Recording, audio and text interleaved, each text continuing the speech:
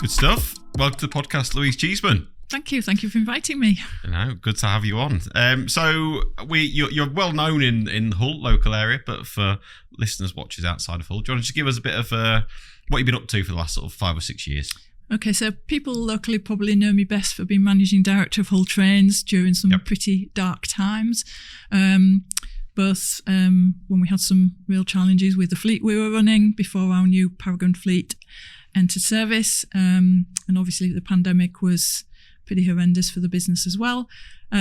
Once the business was back on its feet, I was offered the opportunity to lead London buses, which I couldn't turn down. So I've been in London for the past 3 years leading London buses. And in January decided to take a back seat. I would say, people say, have you retired? I haven't actually retired fully, but I'm certainly stepping back a little bit and doing a few less hours than I have been doing over the past few years. And what are you doing? You talked about the women in bus and coach. Do you want to just give us a bit of an overview of what that is, what that looks like? Yeah, so during my time in London, I inherited a huge problem with bus driver shortages. And when I started to do some research into why we had such huge shortages, 2,000 bus drivers we were short of. If you put it in context, there's 26,000 bus drivers in London. So 2,000 is about 8 or 9%, but it's still significant. And started to crunch some numbers and look at the data. And what became really clear that only 9% of the people that work in the bus and coach industry in London are women. And when I started to talk to other operators and other public authorities across the UK, the same problem was in their areas too. I've got contacts across in Australia and they're saying exactly the same thing. And when I then started to look at things like the driver's cab, which is their office, or the uniforms or the rosters, none of them really have had a lot of thought into how we could encourage women into the industry. It's an amazing industry, one which you can come in at entry level as a bus driver and you can go right up to managing director if you wanted to, or equally you can go in as a head of or a manager. But it's not very well documented what great opportunities there are. So I was part of Women in Rail, which was a huge success, and you'll see that if you're ever out and about on trains. When I left Hull Trains as managing director, 55% of the train drivers were women, which was absolutely unheard of. Brilliant. So why can't you do the same with the bus and coach industry? There's a huge pool of talent out there. And so I launched Women in Bus and Coach, and we launched that in June of last year, and since then it's been just incredible, the interest we've had. And a lot of bus operators, coach operators, bus manufacturers, uniform manufacturers all want to be part of it. And we're hoping that that'll make a significant difference. Obviously for me, it's voluntary. I'm doing it in my own time, but I've got a real passion for it. I joined the rail industry in 2001 and was one of very few female railway guards in Hull. The uniform wasn't great for a woman. The toilet facilities weren't great. And it really wasn't geared up for women. But I joined as a guard, having no qualifications, in 2001, and ended up becoming a managing director of a rail operating company. So if I can do it, anybody can. And I just see so much talent there that's not being tapped into. So if we can make a difference, that would be fantastic. So that's what I'm putting a lot of time and effort into at the minute. Brilliant. You'd think, we go to the bus side of your career. You'd think the fact that there is such a shortage. Why? And you mentioned that when you created, Women in Bus and Coach, why? And then suddenly uniform manufacturers are interested in having why none of these actually, before you sort of broke the ice, came up and said, why aren't you doing more, why aren't you getting more females involved and things like that? It just seems staggering that it's been really narrow-minded sort of thought process. Well, I think the bus manufacturers is probably the best example because, when Transport for London has around about 8,500 buses. So they have a really very close relationship with bus manufacturers. So part of my job would be to go to Ballymena to see Wright Bus, who are manufacturers, or ADL at Scarborough, to talk to them about what we wanted in buses in London, because we tended to lead the way because we were such a big we approached a lot of bus companies, and the operators bought a lot of the buses, but we set the specification. When I asked them about how they worked their design for the bus cabs, which is the office if you think about it for a bus driver, and we talked about how they designed it, and I talked about women, they looked surprised that I would even be talking about ergonomic assessments using women as an example. And it's just changing that mindset. Toilets, I mean, if you look in London, it's a pretty disgusting subject, but if you look at a normal bus station in London, that toilet that has 800 bus drivers going through that station every day, 800, there's one toilet. So if you're a woman or a man using those sort of facilities, now I always default to, I've got 2 daughters. Would I want them in the industry for those reasons? Probably not at the minute. So we have to change that. We have to make it a really attractive and exciting career for women and men. And I do think that if we can get it right, the men will benefit as well. We will create a diverse workforce where things like cabs, uniforms, toilets, rosters will work for everybody and not just women. And are you getting any traction in that in terms of the percentage that are women working in the industry in London? We are starting to see it come through. We're seeing a huge interest from women. What's happening as well is through social media, LinkedIn, women are now starting to come forward and speak up about some of the challenges that they have. So we are going around a lot of depots, not just in London, but in Scotland. We're going to Wales to talk to the staff to say, what are some of the issues that you're experiencing? What can we help with? And what can we be a conduit between you and your bus operator, whoever that might be, to really start having those conversations, because it might cost the operator a little bit of money, but boy, the return will be enormous because women tend to stay. They are quite loyal, and they offer fantastic customer service as well. They're very empathetic. They are 51% of our passengers on buses are women. Yep. So if you've got a woman bus driver meeting you with a smiling face, it's a really great customer experience. So everybody's a winner.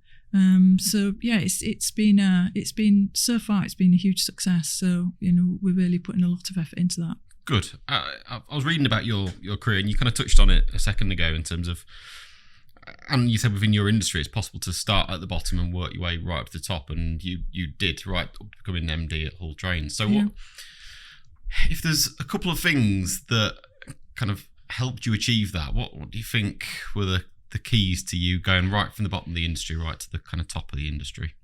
I never set out to become a managing director. I joined the rail industry as a guard because my 2 daughters, I went to their open night at school, and the teacher said to me, "You've got 2 very bright daughters. They can go to university. We need to start thinking about ACAS forms." I'd never heard of any of this sort of. I'd left school at 16 with a handful of pathetic qualifications. One of them being cookery, and I live on ready meals, so that sort of says everything.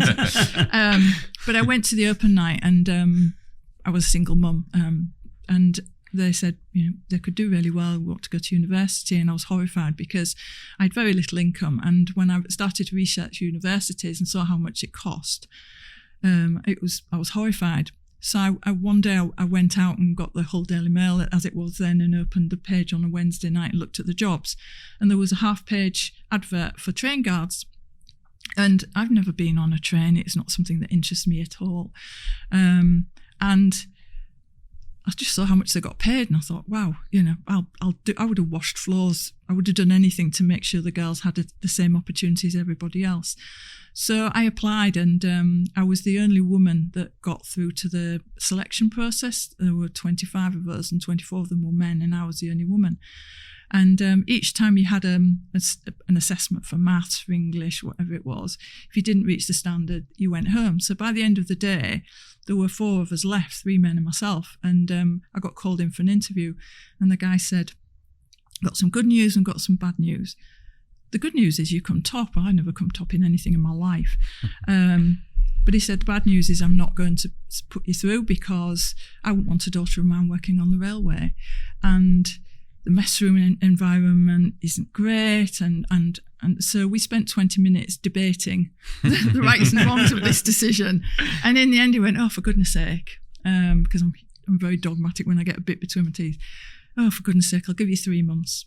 Go away and do it, but you'll only last 3 months. And I'm here now. And that really sort of set the tone for who I am. I'm really dogmatic. I'm really resilient. I had 7 years as a gardener, absolutely loved every minute of it. It's a great environment to work in. You see people the most bizarre times of the day at night, midnight or 3 o'clock in the morning. So you see the best and the worst of people. But I had a couple of people in the industry who saw something in me. One person in particular who, when I got an opportunity to go and work at the Docklands Light Railway for the Olympic Games, I said, I'm not going to London. I've never been to London. It's not something. He said, I'm not really asking you, we're telling you. and my director at the time said to me, if you don't go, I'm going to put you in the car and drive you there myself. And they were the best words of advice I've ever had.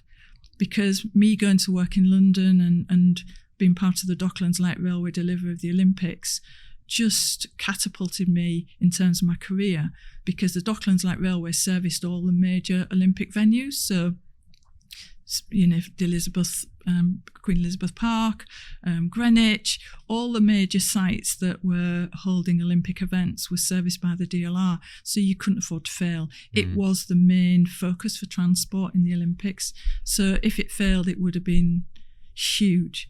No pressure. No pressure. And then at the end of the Paralympics, it was full of consultants, and you can imagine how many people were working on it. The day after the last day of the Paralympics, I went into the offices, and I was the only person left out of all the consultants, and they tripled the workforce to deliver it. And they asked me if I'd stay there full time. If you'd asked me that 3 months before, I would have said absolutely no way, but I absolutely loved it. I loved being exposed to London and what that offered. And I agreed to stay, and I stayed there for 4 years, and probably the happiest 4 years of my life. So each time my career, it was different, a different transport mode. So I've worked at the Docklands Light Railway. I was a director for Manchester Metrolink, the biggest tram operator in the UK. Obviously then came back to work at Hull Trains, and then worked in buses. So I think the reason I've been successful is I'm hugely resilient. I hate failure. Failure isn't part of my DNA. But equally, as a leader, I absolutely love to see other people succeeding, and I get a real buzz out of that. And as a leader, being able to bring people up and see them shine when somebody saw that in me. If I hadn't had the guy say to me, I'm going to put you in the car and drive you there myself, I probably still would be in that role in Newcastle where I was working at the time. So I think that, I've had some amazing opportunities. You could say I might have been lucky, I've been in the right place at the right time, but I can't speak highly enough for the industry. And anybody listening, if you don't know what to do, have a look at the transport sector. It's got so many opportunities, and it gives you such variety. I'm intrigued, Louise. So you said earlier on, a handful of qualifications, cooking, etc. What was the light bulb moment that went from because at that point you obviously don't like to lose, and you like to be successful, or encourage, etc. What was the light switch moment where you went, actually, I'm ambitious and I want to, nothing wrong with being a conductor on the rail, in the rail sector, but you went from conductor to MD when the driver, pardon the pun, the driver of being a conductor was money to get your daughters to go to university, and then suddenly you're now running, large institutions that we general public rely on. So that's a really easy question to answer. So I was part of the guards where you had training in customer service, and you got presented with a certificate, and it was really great. But there was a lady presenting the certificates. It was an event in Hull. She'd come over. She was a director for Northern, and I was leaving the venue, and she called my name out, and she said, "Have you got a minute, Louise?" And it was like the king speaking. I was hugely in awe of this woman, because she was one of the very, very few female leaders in transport. Her name was Diane Crowther. She pulled me to one side and she said, "I've heard some really good things about you. Don't give up. you go as far as you can go. The only person stopping you is you. And she was probably the first person that's ever demonstrated belief in me. And because she was almost a role model in that, she was probably one of the very first really successful women leaders in transport. For her to actually recognise me in what was, a role of a guard, it was very important that guards can't manage the railway without them. But, she was a director or an MD at the time. But for her to know me and know my name and say that, I thought, wow, I lacked confidence. I always have lacked confidence. But for her to see something in me, it really sparked something in me. And I've watched her career over the years, and she knows now. We've seen each other quite a bit through various different events we've both been at since. But she's been my hero, if you like, and the person that I've always watched and aspired to be like. And watching her career develop and my career develop really gave me that momentum to think, yes, if she can do it, I can. So yeah, that was great. Yeah, really inspirational story. Can I ask you about Hull Trains? Because you touched on it earlier that there was some dark days, I'm sure, during COVID. Very. So can you just talk to us about your time there and the challenges that you faced? And So being managing director of Hull Trains was the hardest job I've ever had by a country mile, but the most rewarding. So it's quite ironic, really, because I remember standing on the platform when I was a guard at Northern. So Northern trains run the stopper services to Scarborough or Sheffield. Rattly rolly trains can be very cold in the winter, very hot in the summer, not very comfortable. So I used to stand on the platform and I used to watch Hull Trains. They hadn't been running that long at the time, but the girls used to wear long wool coats with big brimmed hats, and the men used to wear suits, and they really were based on the airline industry. And I used to look across at these trains going to London and thinking, wow, they're proper trains. Never thinking in a million years that one day I'd be managing director. But when I took over Hull Trains, I don't know if you remember the Beast from the East. So that was my first day as managing director of Hull Trains. Absolutely. We talk about a testimony of fire. And we'd got some rolling stock, some trains, which were very old, very difficult to maintain. We were breaking down all the time. They were overheating, you name it. My phone, 2:00 and 3:00 in the morning, used to be forever ringing saying we can't deliver the train service today because these trains can't be fixed and blah, blah, blah. We invested in 5 brand new state-of-the-art Hitachi trains, and boy, did we need them. Once those arrived, the Paragon fleet, as they're known as, they really did turn the business around. And I always knew it could be a successful business, and I always knew that it could be a very profitable business. Hull Trains is what's called an open access operator. Now, the difference between an open access operator like Hull Trains and a service like LNER, for example, is that Hull Trains lives or dies by its revenue. So if you don't sell train tickets, it doesn't make any money. So it's a standalone private business. So there's a lot of pressure on you as a leader of the business to make money. If you don't make money, you go out of business. So getting these new trains was absolutely critical. But what it did do, it gave us an opportunity to reinvent Hull Trains. And I'm hugely proud of Hull. I'm hugely proud of my roots. And I don't think it gets enough visibility or recognition. So we were determined to make this an ambassadorial tool for Hull. So if you go to King's Cross and you see Hull Trains standing there, you know it's from Hull because it's got photographs on the side of the train. You get on board and the train crew all speak with a Hull accent. We made sure we employed a company to make sandwiches in Hull. We employed a Hull cleaning company. We had the Hull Daily Mail at the time, Hull gin, Hull chocolate. So it was a real ambassadorial tool linking Hull to the capital. And that was really important. And in terms of corporate social responsibility, we started to support Spring Street Theatre, Gay Pride Week, schools, so that people could really see that Hull Trains wasn't just a metal box that moved people between the capital and Hull. Actually, we were an employer. We supported supply chain. So people would use us, they'd show loyalty towards us. When I took over Hull Trains, the insults and the abuse I got from social media because I was a managing director was awful. And quite rightly so. People were booking train tickets and the trains weren't turning up, or they were breaking down, or the people were getting stuck at Peterborough at midnight. I'm the leader of the business. I have to take responsibility for that. They didn't need to know the reasons why, because they were very complex. There were some very good reasons why it was happening, but that's not their problem. So when we finally got the new trains, we put new uniform on the staff. It was probably the proudest moment in my career was the first train to leave Hull Paragon Station, the new Hitachi bimodal trains. It meant so much to everybody in the business, and the business is a real family business.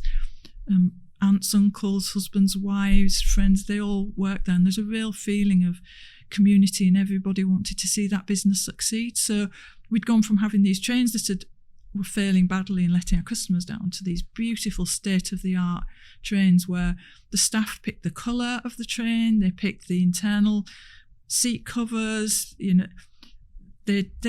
they designed the name, the Paragon Fleet. We had a competition, and the winner picked Paragon Fleet name. So here we were.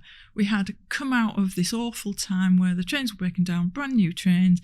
Everybody's coming back. We were carrying more people than in the history of the business had ever carried. And it was just amazing. And then within 3 weeks, we were carrying fresh air. And because of the business, because we were an open access operator, if you don't sell tickets, you're not in business. And so you'd gone from this huge high to having to tell the staff of the business that we were going to have to hibernate the business and pull the trains off. And because we just it was damage limitation, how could we reduce the amount of money we were going to be losing? And we were losing because the trains were expensive to lease, and we still wanted to pay the wages.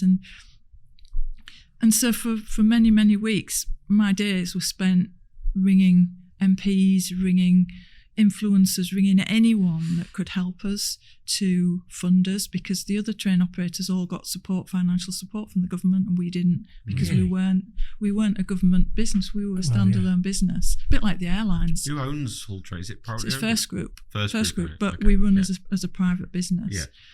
Yeah. So I had Chris Heaton Harris and Grant Shapps on speed dial. They must have seen my name come up and go, oh my God, it's her again. They said all the right things, they were sorry and that. But I didn't want to lose Hull Trains because I knew what impact it would have on the city.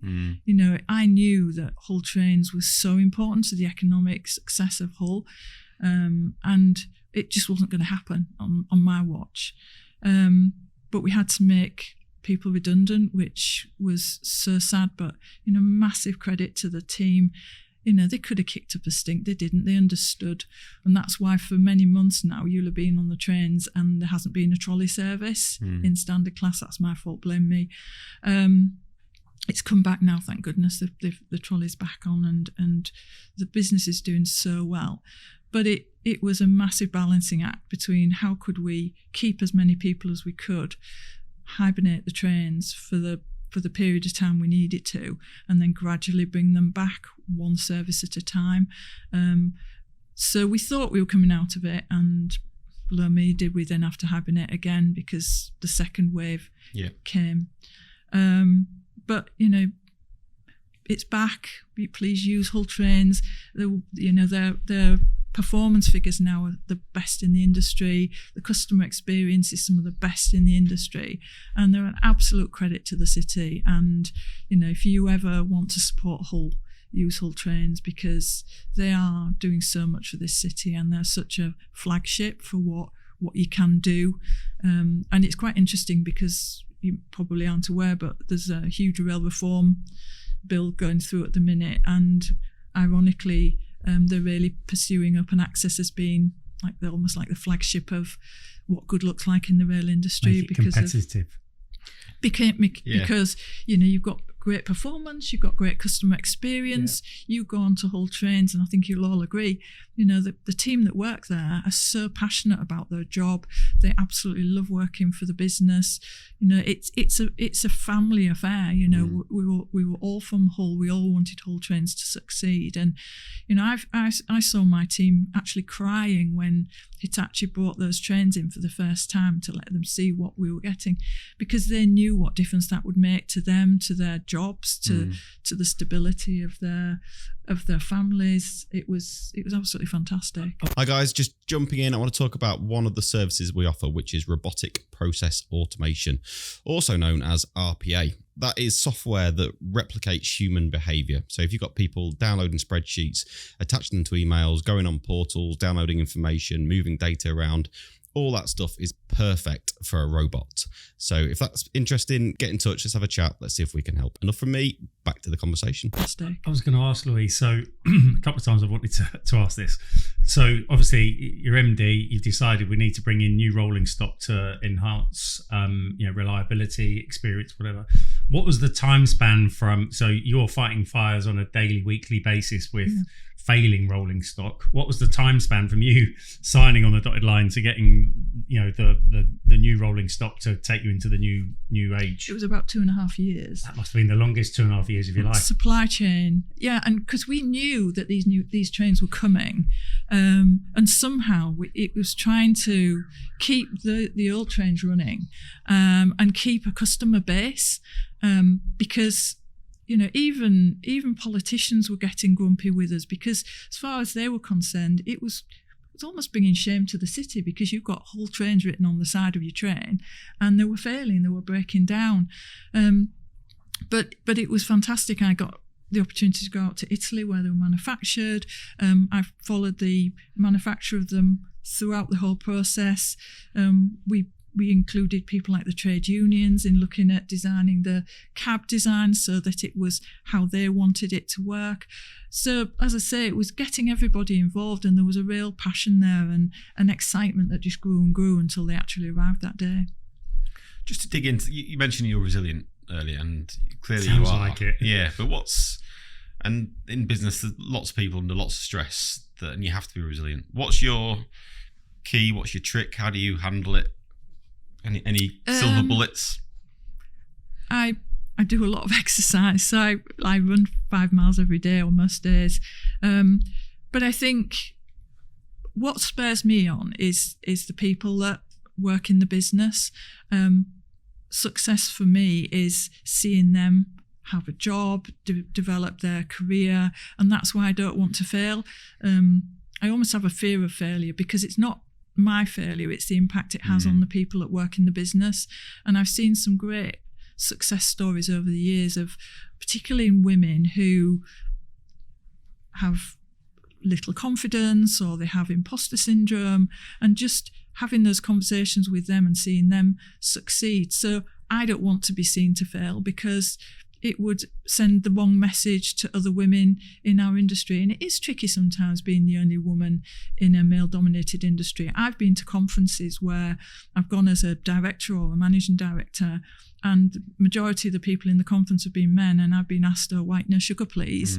Or if you're in a meeting, I'm the only woman and I have to take the minutes. Well, no, I don't actually now. But that's the sort of environment that it's not nearly as bad now. It's a lot better than it was. But that's the sort of, so for me, I wasn't going to fail, because I was going to show everybody. And I didn't do very well at school, my own laziness probably, but there was a lot of people who probably knew me from school, and I didn't go to university or anything like that. I left at 16. So I think there was a lot about me proving to myself, but equally proving to other people that probably didn't have a lot of faith in me that I would do this. And because Hull is a local company, and obviously you can tell from my accent I'm from Hull, I really wanted Hull Trains particularly to be a success. Brilliant. You mentioned, Louise, about your own laziness at school. But if you look back, apart from self-analysis of a little bit lazy, but was there something, or was there that within the schooling system that just didn't engage with you? Yeah. That actually now has changed, or you, when you run businesses, say actually we need to make sure we do this or that? Yeah, because I think, we've all got talents, and our talents manifest themselves in different ways. I was hugely sporty. I absolutely loved playing football, but I went to a convent school and got told off for playing keepy-uppy with the netball, and so they didn't really get me. And somebody who's got a talent, whatever that talent may be, we should promote it. And it's quite interesting because, as I said to you before we started recording, both my daughters have gone into education, and they're both all about, let's encourage everybody, not just the high achievers, but everyone's got a talent, everyone's got a skill. Let's find it and let's promote it. And because I wasn't in the top 10 of this, my year, it felt like there wasn't an interest there in me. And I'm not a very I don't like sitting down and writing documents. I'm fine critiquing and whatever. I'm much more a doer. I like to do things. I like to design things. I like to come up with great ideas and then let somebody go away and work them through. That's equally as important in a business as having someone that can write a 10-page document or board report or create a spreadsheet. So everybody has a use and a value in a business, and it's just finding those attributes in everybody. I can't have the ex-MD of a train company on not ask about HS2. Yes. I was doing some research earlier, just Googling how much the cost estimates are for it currently, and I couldn't get a number because it just changes every single week. Yes. But I think we spent 25 billion on it so far. So what's your view on that then? Is it the right thing to do? Is the scope right? Where has this gone wrong, if it has gone wrong? Well, it's quite interesting because as director of buses at TfL, I was involved in the Euston Station upgrade, which was getting ready for HS2 to come into Euston, which has now all been halted. It depends which side of the lens I'm talking through. If I was talking in my London lens, I think the connection between London and Birmingham, if ever you've tried to get to Birmingham from London, it's difficult. If we want to take lorries off the road, we want to reduce the number of cars on the road, we have to improve our infrastructure, rail included. So I see the value in that, particularly the freight element of things. We've got to reduce the number of lorries on the road. The railway at the minute is way over capacity. We can't cope with any more trains. So I see the value in that. In this area, locally, if you talk about between here and Leeds and Manchester, I think we've got a lot of things we need to get right before HS2 were to come. And if by stopping HS2 between Birmingham, Manchester and Leeds, if, as the government says they're going to give us that money for us to spend on other things, that is fantastic, because I've always said in business, let's get the basics right first. And if you look at things like bus services and rail services, there's an awful lot of work to do to get those basics right. Even getting a train from here to Leeds or here to Manchester, or if you want to go to Manchester Airport, Liverpool Airport. There's so many routes that need upgrading. So HS2 is great, but for me, that's a cherry on the cake. Right now, we need to get those basics right. And the Prime Minister came here the other week to Goole and had his meeting there, and was saying that he was committing to electrification between Hull and Leeds, I think it is. We've not seen any sign of that yet. If they actually put their money where their mouth is and start to invest more in transport, not just rail, but transport in this area, then the fact that they're not going to go ahead with it would be a silver lining to a cloud for us around here. I am passionate about this area, about making this area somewhere where people want to come, bring their businesses, run businesses. Property is cheaper, land is available. Come and run your business from Hull. And if we can get those connections right, it just makes it even better. And we have so much skill to offer here. So as I say, if they do what they say they're going to do and use the money that they were going to invest in HS2 for the second phase, and they bring it to here, then I'd be happy to see it not go ahead, but get those basics right in the local area. I was going to say, you've mentioned a few ifs there, Louise. Yes. Over your career, in senior roles, and certainly with TfL and with running whole trains, you've had to deal with government quite a lot. You said obviously during COVID you were constantly on the phone lobbying and things like that. How often do you feel they come through with what they say? It's a loaded question. It is a bit loaded. I did think that. Yeah, I mean, I'll be honest, I was disappointed with the response during COVID. But I can't thank enough the local MPs cross-party. When COVID happened, Emma Hardy and David Davis and Graham Stewart and all, they all supported me and asked, what do we need to do? How can we help? So I think my answer to your question is probably not the answer you want, but if we can back our politicians, and I don't really care, I'm not political at all. I just want the best for this city and this area, this region. If we can get the politicians, and they do back us, and we can give them the information for them to go to London and tell the politicians and tell the government what we need and how great we are, and they do that. I think that we have to have faith in them and trust them that that's what they'll do for us. And is there touching on the way you started describing around HS2 and things? So is the plan to take passengers off the main route between Euston and Birmingham and make that more freight, and then move passengers onto HS2, or is it both actually? It's creating more infrastructure. Okay. So adding more lines, being able to put the passenger, I haven't got the finite amount of detail, but it's increasing the amount of capacity that can run between London and Birmingham, because one of rail reform is all about creating more capacity. One of the things that's happening on the East Coast, if you're ever going into London and you look just past Peterborough, East Coast Digital Signalling Project is undergoing at the minute, which is a massive project, very, very expensive. But what that will do is it will create more capacity by having the signalling in such a way that more trains can be on the track at any one time, but safely. Our signalling system is quite old-fashioned. It's one train in any one section. It's a bit complicated, but it's quite restrictive in the number of trains that can be on the track at any one time. Right. But by bringing in the new digital signalling system, we will be able to have more trains to actually run, and that will open up the opportunity for more freight to come in as well at night. So it's all about greater capacity, getting cars and lorries off the road and increasing the amount of trains available for both people and freight to use.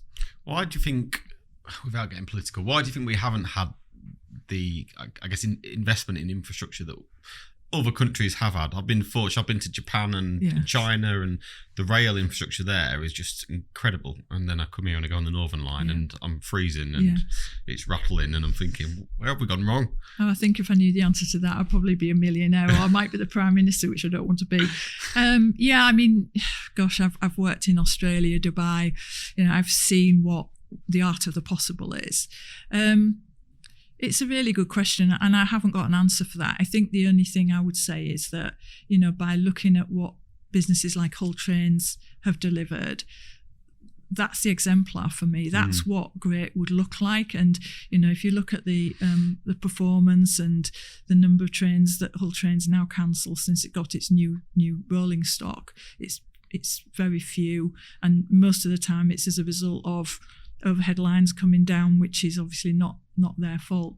I think it's important that we stick by the transport industry and we see what you can do. Looking at countries like Japan, it costs an awful lot of money, but I do think that it's well worth it. If you look at the Middle East, they watch what we do. So if when I went out to Sydney or to Dubai, if they know you work for Transport for London, for example, they want to take your brain and download everything because they want to mirror everything we do. So we're doing something right. We're a bit behind the times in terms of the amount of investment you'd need to become a Japan or a Dubai. But the principles of transport delivery is what we've we've set out and led the world on. So I wouldn't underestimate how good we are at transport. It's just we don't have the shiny new trains and the shiny infrastructure that these countries have and have the money to invest in. I think you're right on Hull Trains. I was reading an article actually about kind of government policy, and they were talking about open access as being the future. Yes. And they were talking about Hull Trains as being the exemplar within open access as well. Yes. So brilliant achievement. Sorry, you're going to say something? Yeah, I was going to take it back to your buses. When you were at TfL, you obviously you've got the red, the red bus. What would it be called? What was anyway? The normal buses are all red, aren't they? Yes. But then didn't you introduce another service? Yes. Yeah. Superloop about that. Yeah. So Sadiq Khan is a very ambitious mayor, and one of the things people don't always recognise in bus is that it's a link to other modes of transport in London. So if you live in London, you've got the chance to travel by Elizabeth Line, the DLR, overground, underground, cycle hire and bus. But outer London doesn't have that sort of opportunity. So what the mayor wanted was for people living in outer London who didn't want to get penalised by ULEZ and the congestion charge by having links into all the other modes of transport. So we invented, if you like, if you want to call it that, Superloop, which basically is almost a 360-degree outer London bus service, which has got really great buses, it's got faster bus journey times, and they then link into the DLR, the Elizabeth Line, the underground. So if you live out in outer London, you've got those links. And London is all about connectivity. It's all about, if you want to get from one side of London to the other, and you've ever been in London, you jump off one tube, you jump onto the Elizabeth Line, you'll then go. And the Superloop almost brings it all together. It also links the airports as well. So if you want to get to Heathrow Airport and you could get one of the Superloop services, they're branded differently. They will eventually all be state-of-the-art. So they'll all have USB chargers. They'll have holders for the mobile phones. They'll have extra areas for luggage, nice coffee shop flooring, LED lighting. So they are going to, and if you see them, you can't miss them. They look different to the red buses. But one of the things we wanted to do while I was director of buses was to create a differentiation in terms of the offer. So you've got your Superloop, you've got the buses which will service within local estates, and then you've got your box standard red bus which you'll see in central London. So really, London is all about innovation, and they lead the way on that in terms of transport. So making buses much more exciting, sexy for people, because a lot of people, the last time they went on a bus might have been a swimming lesson when they were 11, and their memories are rattly windows, steamed up windows, horrible seats. But to make sure that we can absolutely reduce the number of cars on the road, the bus is a fantastic opportunity to do that. So, if you go on Route 63 in London, for example, you'll see, again, state-of-the-art buses with glass sunroofs, USB chargers, bell pushes on every seat, absolutely superb, leather seats, leather headrests. And it's really to attract people who would not normally think about using a bus, to actually think, this is okay. I can sit on the top deck. I can look out and see things in London I wouldn't normally see and get to where I want to get to. So it's leading the way into globally in terms of what the bus offering is, and Superloop is part of that. I like that. So the podcast is called Tomorrow's Workplace Today. So we try and kind of cast your mind forward 5-10 years. Yes. So from the perspective of public transport, how do you think that's going to change? What are the big macro factors that are going to change over the next 10 years in that world? I think we're on the cusp of something massive in terms of not so much heavy rail, but light rail and bus, in terms of decarbonisation and sustainability. So it's all about reducing the number of cars on the road and really investing in things like tram systems, light rail systems, bus. if you go to somewhere like Sydney, for example, I was part of the Sydney Light Rail development. If you've ever been there, a place called George Street runs down the centre of Sydney. You can see what's coming. Cars are never going to be welcome in cities in the future, major cities, and even not such big cities. It's all about creating a multimodal, connected public transport offering so that people don't need to think about having a car. What's quite interesting is when I go and speak in schools, certainly in London, when I was 17, the first thing I wanted to do was get a car, pass my driving test, and off I go. If you go to London and you talk to the young people in colleges there, they don't even think about a car. Only 25% of people in London have cars. And I think that's the future. And young people have a massive moral compass. They don't want to do the damage we've done to the air quality. They want safe streets. They want really clean air. And they want to be the reason why they have clean air for their children. So I think we're on the cusp of something massive in terms of innovation around design of the public transport offering, thinking about the customer all the time, and offering something that would make you or I leave our cars in the drive and not even think of driving to where we want to go, because there's a really great connected public transport system. And what about for Hull then? Is that the same for Hull? How do you see Hull's infrastructure changing and a Hull City Council tapping into your knowledge and expertise? So, well, that's a loaded question. Well, no, genuine question, are they? Not at the minute, no. Well, they need to watch the podcast and they will. But I do think that, we've got the opportunity to have great bus services, for example, that can really work and support the nighttime economy. So if you are... when my daughters go out in the evening and they go down Humber Street, for example, they want to go out for a night out and obviously have drummed into the You Don't Drink and Drive. They then have to queue for hours on a cold winter's night waiting for a taxi. If we had a night bus service like London has, can you imagine the nighttime economy? You see all the clubs and pubs and restaurants that are shutting now for whatever reason in the city centre. If we had a great public transport system that really tapped into that and had a great night bus service, I think that would see a huge growth in the nighttime economy in Hull. And I think there is a direct correlation between public transport and economic growth. And yes, we're not London. I accept we're not London and I accept we haven't got the money. But there are things we can do which would really encourage people to leave their cars at home.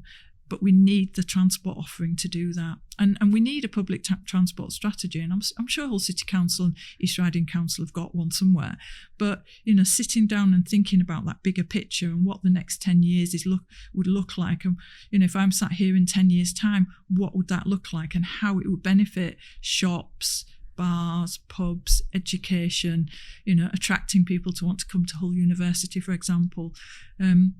There's so much you can do, but it just needs a bit of thought, a lot of thought, and a lot of people offering their opinions, if you like. That's what frustrates me a bit about.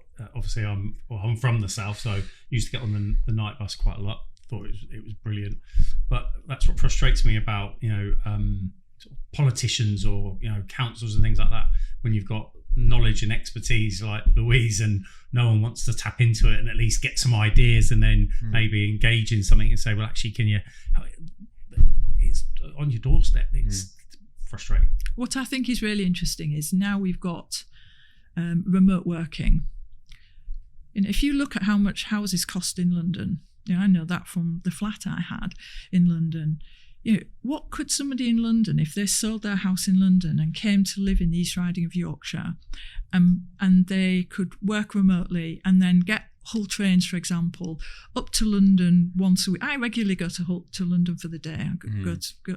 I went twice last week, actually.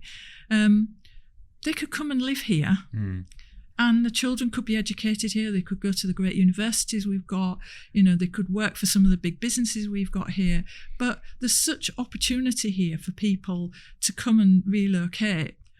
But we need other things to attract them. So it's great that we've got now that link we've kept the link between Hull and London on the East Coast Main Line. But why don't we invest in thinking about, public transport here? to really make it look appealing for people to want to relocate, and the money that they'd bring to the area, what they could offer in terms of their experiences and their knowledge could be huge. And I think the opportunity to work remotely brings with it huge opportunities for cities like Hull. You know, you look at beautiful cities like towns like Beverley and Cottingham and Swanland and Willoughby, and you go further out to Howden, and you know, these are great places, and places I'm really proud to say I'm from. And when I used to work in London, people used to laugh at my accent. I used to show them photographs of the Marina and Beverley Minster and places like that, and they'd say, "Where's that?" And I'd say, "Well, that's where I'm from." And they're like, "What?" Because they'd never think to come. But we've got so much to offer, and we could make this a place where people really want to relocate. Completely agree. I think we'll leave it there. But it's been brilliant, amazing to get your expertise, and fantastic to get such an advocate for Hull and East Riding as well. So thank you very much. Thank you very much. Coming on. And thank you for asking me.